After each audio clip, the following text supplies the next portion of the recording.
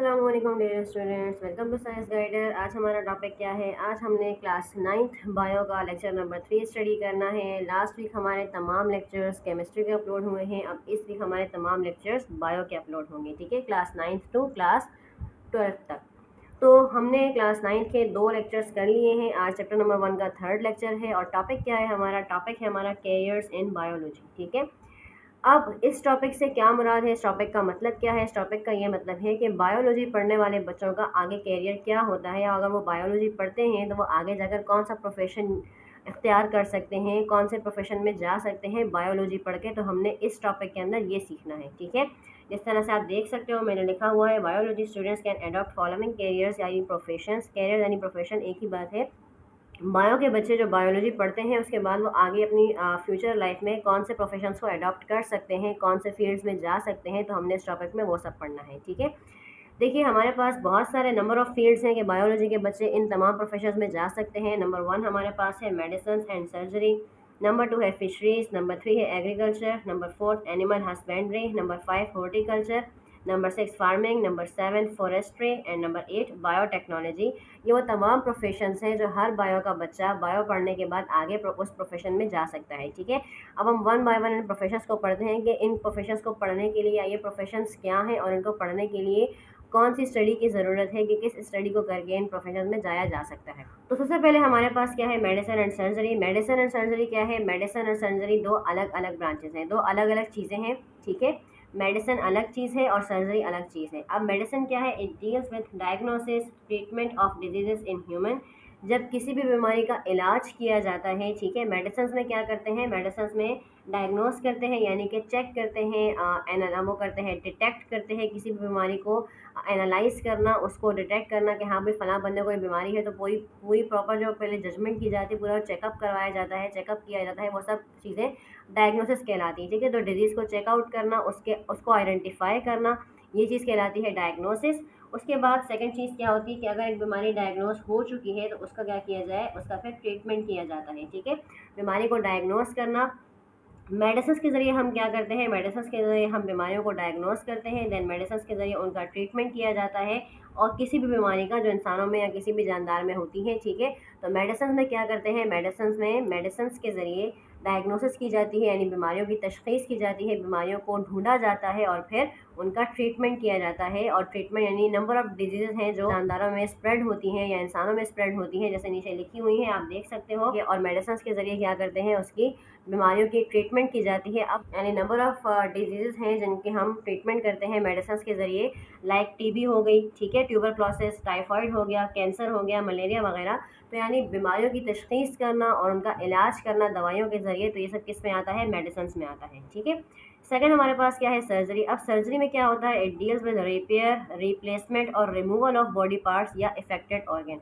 Surgery में क्या काम करते हैं? सर्जरी में कि बॉडी पार्ट्स की बात की जाती है कि बॉडी पार्ट्स को रिपेयर करना, अगर कोई बॉडी पार्ट ब्रेक हो गया है या डैमेज हो गया है उसको रिपेयर करना यानी उसको सही करना, दोबारा ठीक करना, मुरम्मत करना एक तरह से बोलते हैं, यानी उसको स्टिच करना, ठीक है। मेडिकल के टर्म में तो हम स्टिचिंग बोलेंगे, ठीक है। तो रिपेयर का बेसिकली मतलब होता है किसी चीज़ को दोबारा से जोड़ना, ठीक है, ठीक करना।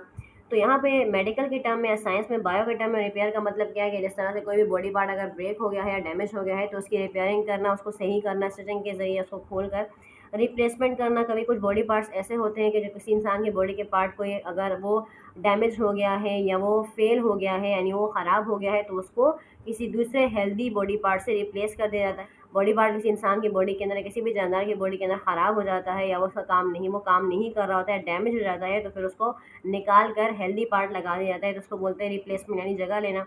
तीसरा क्या है? और रिमूवल ऑफ बॉडी पार्ट्स, ठीक है, रिप्लेस कर दिया जाता है किसी भी डैमेज पार्ट को हेल्दी पार्ट से, या फिर रिमूव कर दिया जाता है कोई भी बॉडी पार्ट या कोई भी इफेक्टेड ऑर्गन। तो ये तमाम चीज़ें किस में आती हैं? ये तमाम चीज़ें आती हैं आपकी सर्जरी के अंदर। इन तमाम बातों का क्या मतलब है? देखिए हम इसको एग्जांपल से समझ लेते हैं। जैसे मिसाल के तौर पे कोई हड्डी बॉडी में टूटी है, ठीक है, कोई बॉडी पार्ट की स्किन, कोई स्किन फट गई है, तो क्या करते हैं? स्टिचिंग करके, स्टिच लगाकर उस बॉडी पार्ट को दोबारा से मरम्मत उसको रिपेयर कर दिया जाता है। रिप्लेसमेंट, अब मिसाल के तौर पे कोई भी बॉडी पार्ट है, अगर बहुत सारे इंसानों में जैसे हार्ट फेलियर होता है, ठीक है, किडनी फेल हो जाते हैं, तो क्या काम करते हैं? किडनी जो एक इंसान की बॉडी में किडनी नाकारा हो गए हैं तो उनको निकाल के दूसरे हेल्दी पर्सन के किडनी को लगाया जाता है, ठीक है। तो ये क्या हो गई? रिप्लेसमेंट हो गई। तीसरा क्या होता है, रिमूवल ऑफ बॉडी या पार्ट्स इफेक्टेड ऑर्गन के, वही कोई किसी भी जानदार का, किसी भी इंसान का जो बॉडी पार्ट है, अगर वो किसी वजह से इफेक्ट हुआ हुआ है यानी वो डैमेज हो गया है या उसको निकालना है, तो क्या काम करते हैं, एक बॉडी पार्ट से दूसरे पार्ट के, जैसे मिसाल के तौर पर जैसे जब इंसानों में पित्ते का ऑपरेशन होता है, तो पित्ते के ऑपरेशन में क्या करते हैं, पित्ते को निकाल दिया जाता है या अपेंडिक्स को निकाल दिया जाता है। तो यानी बॉडी पार्ट्स को निकाल देना, जो अफेक्टेड ऑर्गन है उनको निकाल देना, तो ये तमाम चीज़ें किस में आती हैं, सर्जरी में आती हैं। इनकी एग्जांपल्स भी हम देख लेते हैं, वैसे यही बातें मैंने भी आपको यहाँ पे बताई हैं। Removal of stone in kidney through renal surgery, renal surgery जो हमारी किडनी की जो आर्टरीज वगैरह हैं व वेंस वगैरह हैं, तो बेसिकली हम साइंस में किडनी के लिए रेनल का वर्ड यूज़ करते हैं, ठीक है। तो हम किडनी की सर्जरी करके, ठीक है, यानी किडनी को खोल कर उसमें से क्या करते हैं, अक्सर क्या होता है लोगों में, कुछ इंसानों को किडनी स्टोन हो जाता है, यानी किडनी में पथरी बन जाती है, तो उस पथरी को निकाल दिया जाता है। तो किडनी में से स्टोन कैसे निकालते हैं, किडनी की सर्जरी करके, यानी किडनी को खोल कर, ठीक है। तो ये भी क्या है, किडनी में से स्टोन निकाला, तो ये भी सर्जरी के जरिए किया जाता है। दूसरा, हार्ट या किडनी ट्रांसप्लांट। अब मिसाल के तौर पर, जैसे मैंने भी आपको ऊपर बताया, किसी इंसान का हार्ट काम नहीं करता या उसकी किडनी फेल हो जाता है, तो क्या काम करते हैं, उसकी बॉडी में किडनी या हार्ट का ट्रांसप्लांट होता है, यानी उसका जो नाकारा पार्ट है वो निकाल दिया जाता है और हेल्दी पार्ट उनकी बॉडी में लगा दिया जाता है, तो उसको बोलते हैं ट्रांसप्लांट कर देना, ठीक है। लास्ट क्या है, broken parts repaired bye surgery. जिसमें मैंने भी आपको ऊपर बताया, कोई भी बॉडी पार्ट अगर ब्रेक हो गया है या स्किन कोई फट गई है, तो क्या होता है कि उसको रिपेयर कर दिया जाता है, दोबारा से जोड़ दिया जाता है। तो ये तमाम चीज़ें किस में आती हैं, सर्जरी में आती हैं, ठीक है। अब हर कैरियर या हर प्रोफेशन पढ़ने के बाद हमने ये पढ़ना है कि हम उस प्रोफेशन को कैसे अडॉप्ट कर सकते हैं, कैसे उस प्रोफेशन में जाया जा सकता है। तो देखिए, when will be adopt this field as a profession. अब अगर हम मेडिसिन में या सर्जरी में जाना चाहते हैं, तो इसके लिए हमें कैसी स्टडी करनी पड़ेगी, क्या पढ़ना पड़ेगा कि हम इस फील्ड को ज्वाइन कर सकें। तो आफ्टर कंप्लीटिंग HSCN, आपकी हायर स्टडीज़ यानी कि अब मेडिकल में एंटर करने के बाद हायर स्टडीज़ यानी कि मैट्रिक आपकी SSC कहलाती है, सेकेंडरी स्टडी, और उससे ऊपर जो कॉलेज लेवल की स्टडी होती है वो हायर सेकेंडरी एजुकेशन होती है। यानी आप अपना इंटर जब कंप्लीट करते हैं बायोलॉजी सब्जेक्ट में, यानी मेडिकल के सब्जेक्ट में, तो उसके बाद एक कोर्स को ज्वाइन करते हो, एक कोर्स पढ़ते हो जो क्या कहलाता है, MBBS कहलाता है। तो MBBS का कोर्स आप पढ़ते हो, उसको पढ़ने के बाद फिर स्पेशलाइजेशन की जाती है, देन हम इन फील्ड्स में जा सकते हैं, ठीक है। MBBS की फुल फॉर्म क्या है, bachelors in medicine and bachelor in surgery. तो MBBS का कोर्स किया जाता है इन फील्ड्स को ज्वाइन करने के लिए, ठीक है। यहाँ तक हमने पहली फील्ड के बारे में पढ़ लिया, मेडिसिन और सर्जरी के बारे में। अब हम पढ़ते हैं अपनी सेकंड फील्ड के बारे में, जो क्या है, फिशरीज। अब फिशरीज क्या होती है, फिशरीज कैसा प्रोफेशन है, जो देखिए, is the professional study of fish production. हम इस प्रोफेशन में फ़िश की प्रोडक्शन के बारे में पढ़ते हैं कि फ़िशेस को कैसे प्रोड्यूस किया जाए। डील्स विद इंक्रीज, और इसमें हम बेसिकली क्या कर रहे होते हैं, deals with in quantity and quality of fish production. यानी क्या करते हैं हम, फ़िश की मिकदार, क्वांटिटी कहते हैं मिकदार को, क्वालिटी कहते हैं उसकी अच्छाई या बुराई को, ठीक है, खासियत जो हम कहते हैं। क्वालिटी यानी क्वालिटी की कोई भी चीज़ अगर हम बाय करते हैं ना, तो हम उसकी दो चीज़ें चेक करते हैं कि एक वो चीज़ उसकी मिकदार कितनी है, दूसरा उसकी क्वालिटी अच्छी है या नहीं, तभी हम उस चीज़ को बाय करते हैं। तो यहाँ पर भी ये होता है कि फ़िशरीज़ क्या है, फ़िशेज़ बेसिकली फ़िशेज़ को प्रोड्यूस करने का एक प्रोफेशनल प्रोफेशन है। और इसमें करते क्या है, इसमें फ़िशेज़ की क्वांटिटी को, फ़िशेज़ की मिकदार को बढ़ाया जाता है, ठीक है, फ़िशेज़ की क्वालिटीज़ को बढ़ाया जाता है। मिसाल के तौर पर, जैसे अगर अच्छी क्वालिटीज़ की जो फ़िशेज़ होती हैं, तो उनके ग्रोथ रेट को बढ़ाया जाता है, उनको ज़्यादा से ज़्यादा प्रोड्यूस किया जाता है। तो ये तमाम चीज़ें किस में की जाती हैं, फ़िशरीज़ के प्रोफेशन में की जाती हैं। अब फ़िशरीज़ के प्रोफेशन को हम कैसे ज्वाइन कर सकते हैं। हर प्रोफेशन को ज्वाइन करने के लिए आपको HSC कंप्लीट करनी होती है बायो में। उसके बाद कोर्सेज होते हैं जिनको हम पढ़कर अपनी फेवरेबल, हमें हमारी इंटरेस्ट की प्रोफेशन होता है, उसको हम ज्वाइन कर सकते हैं, ठीक है। तो देखिए, यही लिखा हुआ है कि HSC इन बायो में आप HSC कंप्लीट करने के बाद हम क्या करते हैं, बैचलर्स या मास्टर्स करते हैं, किसमें, ज़ूलॉजी में। तो हम इस फील्ड को यानी फिशरीज़ को ज्वाइन कर सकते हैं, ठीक है, यानी फिशरीज़ का प्रोफेशन अडॉप्ट कर सकते हैं अपनी आगे की स्टडीज़ के लिए। नेक्स्ट हमारे पास क्या है, एग्रीकल्चर। अब एग्रीकल्चर ज़राअत, ठीक है, हर कोई जानता है। तो ज़राअत में क्या करते हैं, क्रॉप्स को लगाते हैं, ठीक है, ऐसे फ्रूट्स को, ऐसे वेजिटेबल्स को लगाते हैं जो हमारी सोर्स ऑफ फूड है। यानी इस फील्ड के अंदर क्या करते हैं, deals with the production of variety of crops which are source of food. यानी वो तमाम चीज़ें जो है सोर्स ऑफ फूड हम यूज़ करते हैं, उनकी प्रोडक्शन को बढ़ाना, ठीक है, वो वेराइटीज़ कहते हैं डिफरेंट, ठीक है। तो डिफरेंट क्रॉप्स को लगाना, उनकी प्रोडक्शन को बढ़ाना, ठीक है। तो ये तमाम चीज़ें किस में करते हैं, एग्रीकल्चर में करते हैं। मिसाल के तौर पर अब क्रॉप्स कौन कौन सी है जो फसलें हम लगाते हैं, जैसे गंदम, वीट, मेज़, राइस वगैरह, ठीक है। यानी इनको ज़्यादा से ज़्यादा इनको उगाना, इनका प्रोडक्शन रेट ज़्यादा से ज़्यादा करना कि हमें ज़्यादा से ज़्यादा ये हासिल हो, तो ये भी हम किस में करते हैं, एग्रीकल्चर में करते हैं।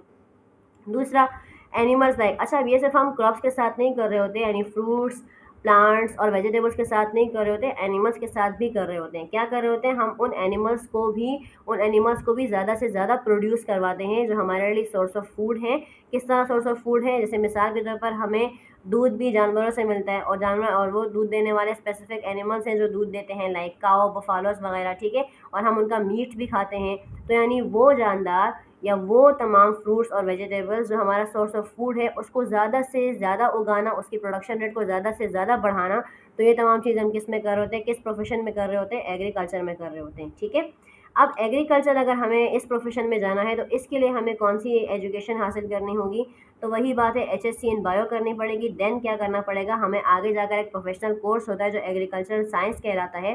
तो हम आगे जाकर आफ्टर एचएससी इन बायो एग्रीकल्चरल साइंस को ज्वाइन करते हैं, एग्रीकल्चरल साइंस को पढ़ा जाता है। तो एग्रीकल्चरल साइंस के अंदर हम इस एग्रीकल्चर प्रोफेशन को अडॉप्ट कर सकते हैं, ठीक है। अब हम आगे पढ़ते हैं अपना फोर्थ प्रोफेशन, जो कि क्या है, एनिमल हस्बेंड्री।